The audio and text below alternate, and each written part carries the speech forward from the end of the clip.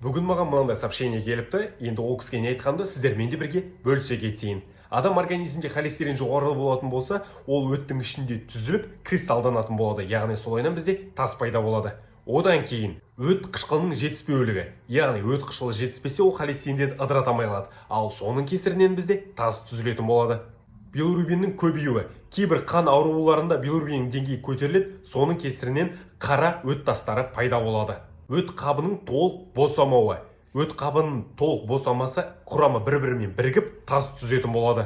Өте тас пайда болуының алдын алу үшін біз ең бірінші мәселе уақытылы тамақ ішуіміз керекпіз. Себебі уақытылы тамақ ішпесек, біздің өтіміз тоқтап қалады. Құрамында пайдалы майлары бар тағамдарды таңғы аста міндетті түрде жеуіміз керек. Ол біздің құйрық майымыз, табиғи қолдың сары майы, зәйтүн май дейміз, жаңғақтар.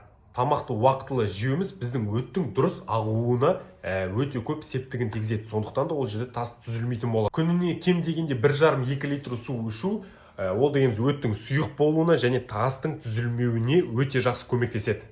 Және де әрине қозғалыс белсенділігі. Біз күнделікті жаяу жүретін болсақ және жеңіл жаттығуларда, хотя жеңіл жаттығулар жасап тұратын болсақ, біздің өтіміз қоюланбайтын болады. Видео ұнаса лайк баса кетіңіз, комментарийге келесі жолы не туралы айтқанымды қалайсыз, соны жаза кетіңіз. Лайк басып, қазақ бауырларыңызға бір қолдау білдіре кетіңіздер.